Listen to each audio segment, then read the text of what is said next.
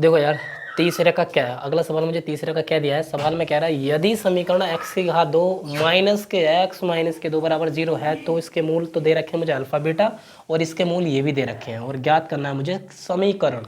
और समीकरण कैसे ज्ञात करेंगे, ज़रा ध्यान से सुनेंगे यार, सवाल को बेस्ट तरीके से करना कैसे है।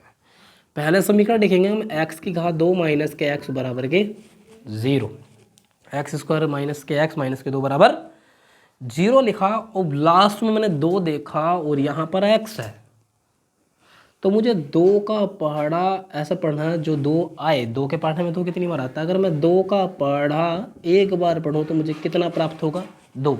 परंतु अगर मैं 2 में से 1 घटा दूँ तो मुझे कितना प्राप्त होगा, 1। बात समझ रहे हो मेरी, ज़रा ध्यान से सुनो। x की घात 2, मैंने 2 का पहाड़ा जो पढ़ा वो कितनी बार पढ़ा, 1 बार पढ़ा। परंतु मुझे यहाँ माइनस के x लाना, और यहाँ पर 1 इंटू के होता है, परंतु लिख भी सकते हैं और नहीं भी। क्यों? क्योंकि x की गुणा 1 से करेंगे तो x ही का ना x ही होगा। अब ज़रा ध्यान से सुनेंगे आप, यहाँ पर क्या हुआ कि मैंने 2 का पहाड़ा एक बार पढ़ता हूँ तभी मुझे जो प्राप्त होगा वो कितना होगा, 2। परंतु यहाँ पर चिन्ह क्या का है, माइनस का, बराबर में कितना लिख दिया मैंने, 0। इसके साथ x लिखा हुआ तो यहाँ भी x लिख दिया, और यहाँ भी कितना लिख दिया मैंने, x। मुझे माइनस का 1 x चाहिए, तो ये माइनस का 2 कर दूंगा, माइनस का 2x कर दूंगा, और ये प्लस का 1x कर दूंगा। अब इस 2 में से 1 घटाऊंगा तो माइनस का 1 बचेगा। क्यों माइनस का 1 बचेगा, क्योंकि माइनस का 2 है, सबसे ज़्यादा माइनस का है, समझ रहे हो। अब इस 1 को मैं लिख भी सकता हूँ और नहीं भी, समझ रहे हो। यहाँ पर क्या है कि मैं x अगर कॉमन ले लूँ तो x माइनस के कितना हो जाएगा मेरा, 2, प्लस का चिन्ह। यहाँ से मैंने 1 लिख रखा है कॉमन में, तो यहाँ x माइनस के 2 बराबर के 0। सेम टू सेम जो मान है वो एक x माइनस के 2 है और एक x प्लस के 1 है, बराबर में कितना हुआ है, 0। बराबर में कितना हुआ है, 0। अब ज़रा ध्यान से सुनना जो मैं बता देना चाहता हूँ आपको, और अच्छे से क्लियर होगा। अगर मैं ये बोलूँ कि x माइनस के अल्फ़ा क्यों और x माइनस के बीटा, ये मैंने क्यों लिखा, क्योंकि मूल मुझे अल्फ़ा और बीटा में दे रखे थे। अगर अल्फ़ा का मान मुझे कितना दिया हुआ है, 2, अल्फ़ा का मान 2 प्राप्त हुआ, मगर कह में है माइनस में, माइनस की जो वैल्यू है वो कह में प्राप्त हो जाएगी प्लस में। यहाँ बीटा, बीटा यहाँ पर मान प्लस का है, परंतु बीटा का मान निकालूंगा तो कितना प्राप्त होगा, माइनस के 1। कितना प्राप्त होगा, माइनस का 1। अब ज़रा ध्यान से सुनना। अब मान लो मुझे लास्ट में जिसके मूल 2 अल्फ़ा प्लस के 1, 2 अल्फ़ा प्लस के 1 और फिर दे रखे थे 2 बीटा प्लस के 1।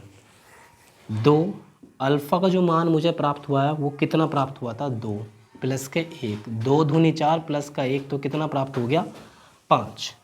2 बीटा का जो मान प्राप्त हुआ मुझे माइनस के 1 प्राप्त हुआ और प्लस का 1। 2 1 ना 2 माइनस के 2 और प्लस का 1 घटाएं तो कितना बचे मुझे, माइनस का 1। कितना प्राप्त बचेगा मुझे, माइनस का 1। मगर वो कह रहा था वह समीकरण ज्ञात करना। क्या ज्ञात करना, मुझे समीकरण ज्ञात करना। अब समीकरण ज्ञात कैसे करेंगे, इस बात को जरा ध्यान से सुनेंगे। अब मैं ये कह सकता हूँ मुझे अल्फ़ा का मान यहाँ पर रखने पर मुझे संख्या कितनी प्राप्त हुई, 5, और यहाँ बीटा का मान रखने पर यह संख्या कितनी प्राप्त हुई, माइनस के 1। कितनी प्राप्त हुई, माइनस के 1। अगर मैं इसको समीकरण बनाना चाहता हूँ तो इसकी समीकरण कैसे बनेगी, ज़रा उस बात को ज़रा ध्यान से सुनेंगे। देखो मान लो ये मेरा x है, कितना है मेरा x, और यहाँ माइनस के अल्फ़ा की बात कर दी तो कितना मान प्राप्त हुआ, 5। कितना प्राप्त हुआ, 5। कब प्राप्त हुआ, तब जब हमने अल्फ़ा का मान कितना रखा था, यहाँ पर 2।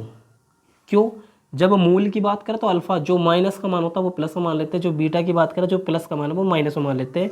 यहाँ पर 2 मान मुझे दे रखे थे और इन दोनों मानों को मैंने अलग अलग निकाल लिया, तो ये जो मान निकला है अल्फ़ा का मान निकला है, ये जो मान निकला है ये बीटा का मान निकला है। तो इस अल्फ़ा का मान मैंने यहाँ पर कितना रख दिया, 5।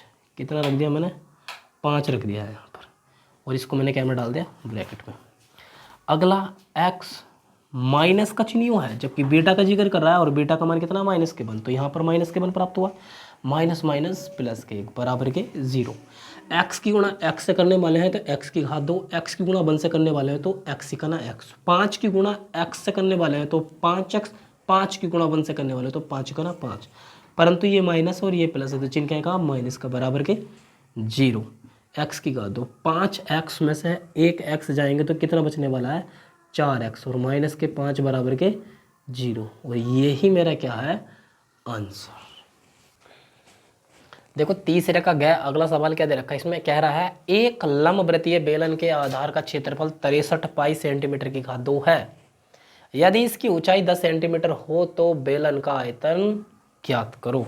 अब जरा ध्यान से सुनेंगे जो मैं आपको बताने वाला हूँ।